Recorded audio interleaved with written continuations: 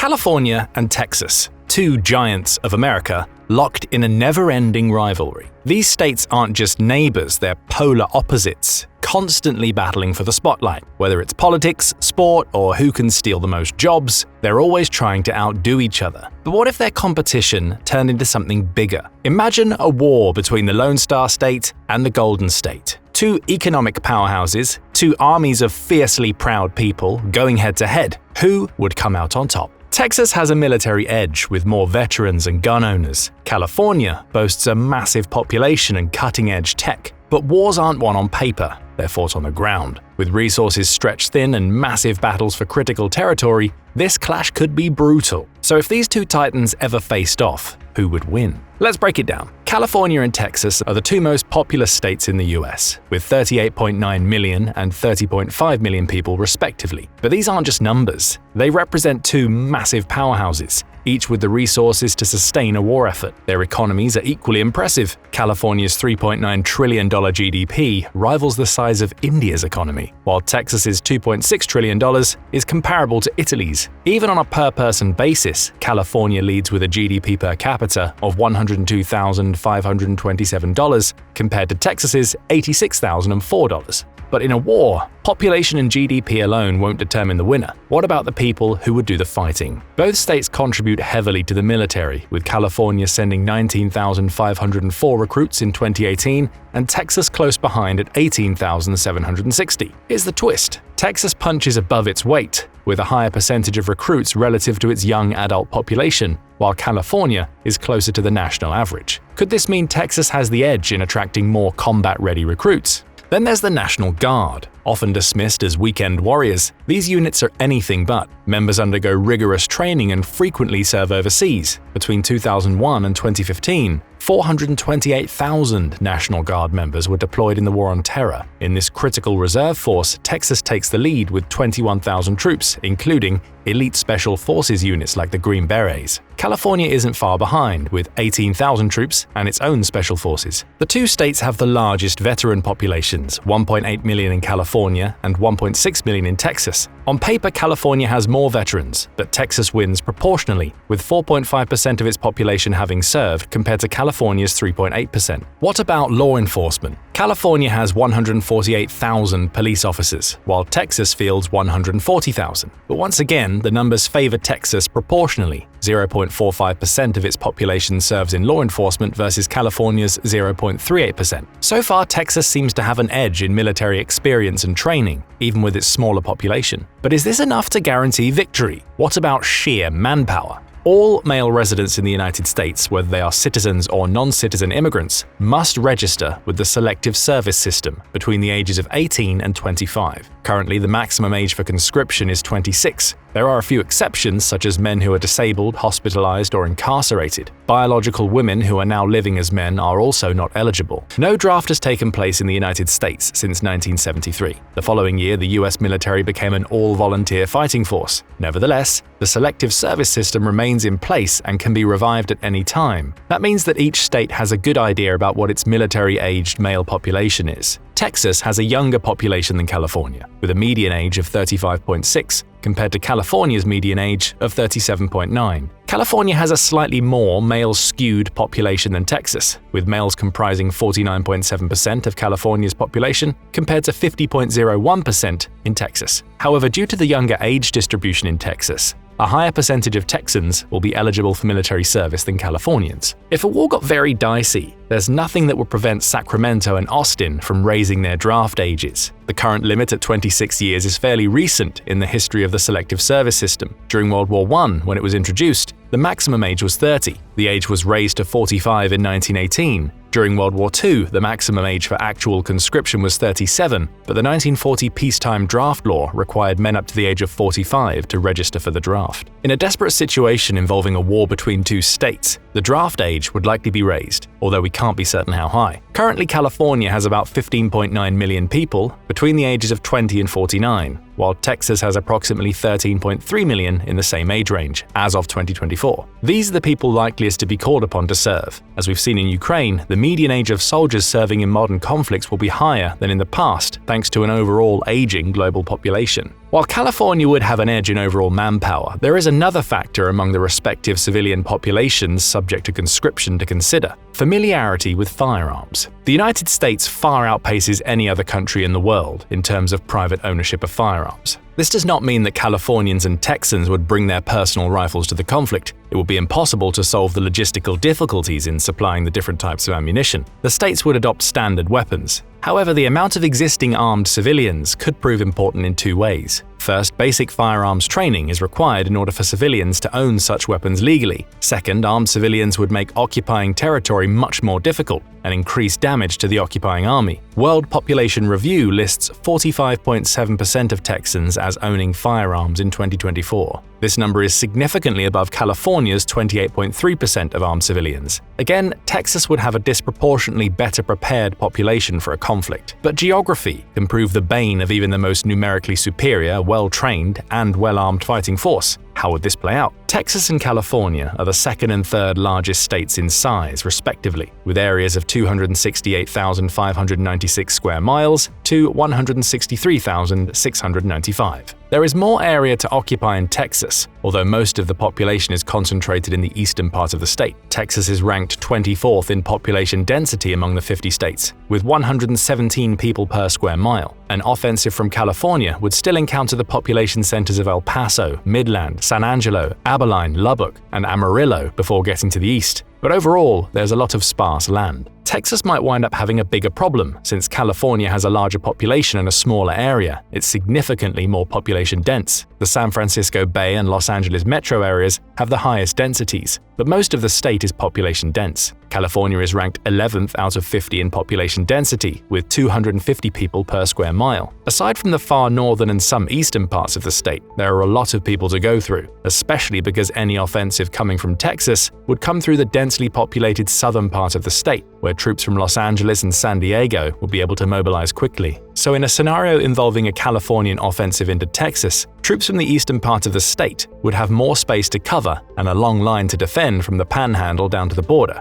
In contrast, California would have a shorter line to cover, concentrating on the borders with Nevada, Arizona, and Mexico, assuming this war isn't taking place in a completely post-apocalyptic environment where none of these entities exist as we currently know them. But if that were the case, California and Texas probably wouldn't exist as we know them either. So let's keep on with it. Even if Texas were to consolidate a line from the Oklahoma border through Abilene and San Angelo to the border with Mexico, while relying on guerrilla tactics to gradually sap the Californian offensive of momentum in the western part of the state, it would still be a significantly longer line to defend than California. The high commands in both states would need to make a decision as the campaign begins. Texas might conclude that it would be better to use its more experienced military population to go on the offensive, rather than wait to meet the California troops on such a long line. On the other hand, going on the offensive means giving California the benefit of a much shorter defensive line that can be easily resupplied by sea. Fighting in Texan territory means that there will be more partisan activity to balloon Californian casualties and undermine morale on the home front, and significantly increase its supply lines.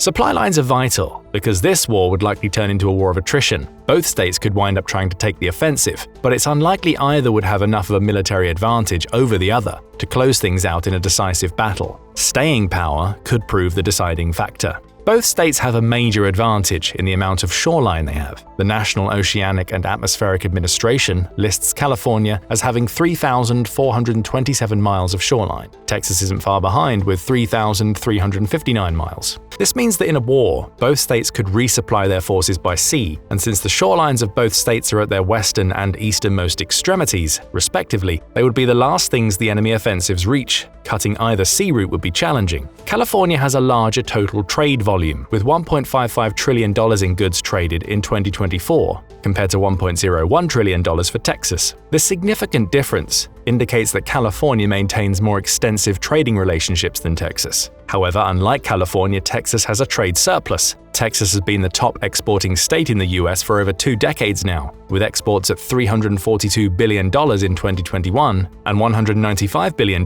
in exports in the first half of 2022, over 3 times the volume of California over the same period. California is the second largest exporting state, but it imports more than it exports, with $449.485 billion worth of imports in 2023. Texas's top exports are telling. They include hydrocarbons, basic chemicals such as resin, rubber, and fibers, semiconductors and computer equipment, aerospace products, and parts for motor vehicles. California is also a top exporter of aerospace products, including parts and manufactured aircraft and spacecraft. Medical equipment and pharmaceuticals are also among California's top exports, as are electrical machinery and parts, and even nuclear technology. California is also a top food exporter, including fruit, eggs, and dairy products. California is the top manufacturing state in the country, with 22,255 manufacturing companies based there as of September 2024. Texas is ranked second with 17,169. California has 1.35 million total manufacturing jobs, while Texas has 1.1 million. The total labor force in California is 19.4 million, and Texas has 15.4 million total workers. This means that as a proportion of the labor force, Texas has more manufacturing jobs, with 7.1% of its workers in the manufacturing sector, compared to California's 6.95%. So both states are probably in a good position to manufacture and import the goods they need to keep their respective war efforts going. But Texas might have a slight advantage since it's a net exporter. Texas's ace in the hole might be its large advantage in energy production. According to the US Energy Information Administration, Texas is the largest total energy producing state, with 53,936 megawatt-hours as of July 2024. This accounts for 12.53% of the national total. Texas's energy production is over twice that of California, which produces 24,118 megawatt-hours, accounting for 5.6% of the national total. Texas is a net exporter of energy, while California imports more energy than any other state, with over a third of its power grid coming from external sources, a problem that is set to grow in the future as California looks to completely decarbonize its grid by the middle of the century. Texas also has much higher proven reserves of oil and natural gas, with 20.3 billion barrels of the former and 93.5 trillion cubic feet of the latter.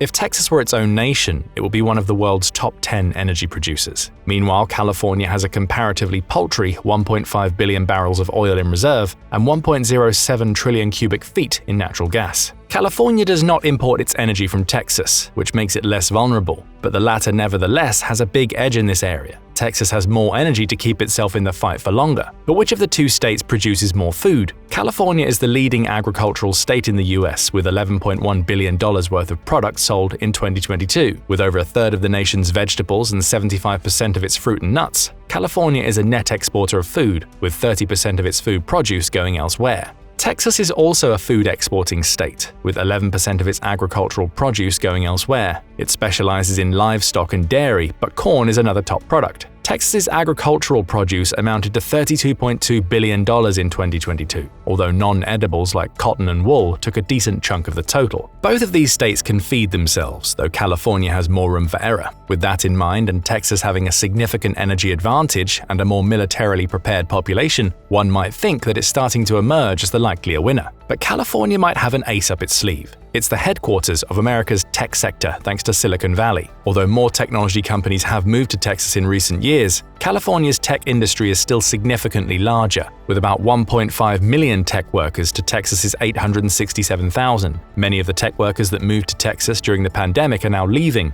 either returning to California or going elsewhere. California is the headquarters of the world's most influential technology companies such as Apple, Alphabet Inc., and Meta Platforms. All of these companies have significantly restricted services in Russia in response to its invasion of Ukraine, and they would likely do the same in defense of their home state. Such restrictions would make it more challenging for Texas to communicate, share data securely, and navigate in the absence of the mapping services these companies provide. California's forces would likely have more up-to-date information and secure signals. This is one of the reasons why Ukraine has been able to inflict disproportionate losses on Russia. Its tech companies could also play a leading part in cyber warfare. We haven't discussed the role that New Mexico and Arizona would play in a war between Texas and California. Since these two states are trapped between them, they would be part of any hostilities, even if they didn't want to be. and significantly alter strategy. New Mexico is typically politically aligned with California, but it's one of the least populated states, with a current population of approximately 2.11 million people. It also ranks 45th in population density, with only 17.5 people per square mile. Most of the population is concentrated in the Albuquerque area, toward the northwestern quadrant of the state. If Texas wanted to, it could bypass Albuquerque and move west through the southern part of the state without encountering much of a hostile population. Arizona's population is significantly higher at 7.5 million as of 2024, but it's also sparse, with 65 people per square mile, good for 32nd in population density. The overwhelming part of the population is concentrated in a southeasterly line between Phoenix and Tucson, with a large gap of dead space even between these two. Arizona was once mostly aligned with Texas, but it's drifted closer to California's political alignment in recent years, so forces from California might not meet as hostile a population as they once might have. If California had a mind to take the offensive, it could either move north of Phoenix or south through the gap between Phoenix and Tucson. Overall, Texas's capital at Austin would be geographically easier for California to reach, as it could march east through mostly dead space in Arizona, New Mexico, and western Texas before encountering serious resistance. Texas would need to march west through the two buffer states, successfully puncture through defenses in California's southeast, and then move hundreds of miles north to reach Sacramento. With this in mind, Texas would be under more pressure to move west and consolidate a line to give its capital more of a buffer. Perhaps it would hope that its population of more militarily experienced people would prove a deciding factor. Texas would be able to take advantage of the same dead spaces in New Mexico and Arizona before encountering a dense population in Southern California. The battle would be intense, but Texas would have an advantage with its more experienced and better armed population, encountering California's less well-armed population. With a much higher energy supply and a good food supply, Texas is better prepared to switch its economy to war mode for the long haul. Texas would encounter fierce resistance in Southern California, and taking Sacramento is something that its commanders would know is likely beyond them. But holding the densely populated part of Southern California hostage and disrupting the state's economy would give it good bargaining power. California could more feasibly reach Austin, but with most of Texas's large population centers in the eastern part of the state, it would have a more challenging time in disrupting important parts of the Texas economy, even if Texas would have a long line to defend. Given enough time, that line can be supplied. Texas has enough points on paper, suggesting it would have an edge as it would only be outnumbered slightly. There's no telling what its tech infrastructure could cook up if given enough time though. The ability to see and act first could wind up giving California an advantage that plays out in ways that are impossible to predict. Any war between California and Texas would be disastrous for the United States as a whole. Let's be thankful then that you probably have a better chance of stepping foot on Mars than it does of happening, at least as long as the United States remains intact as a national entity. But do you think there's even a chance? What do you think a war between the two largest states would look like? Don't forget to let us know in the comments. Also, make sure to hit the like button and subscribe for more military analysis from military experts. Now go and check out What If US Invades Russia, Hour by Hour, or click this other video instead.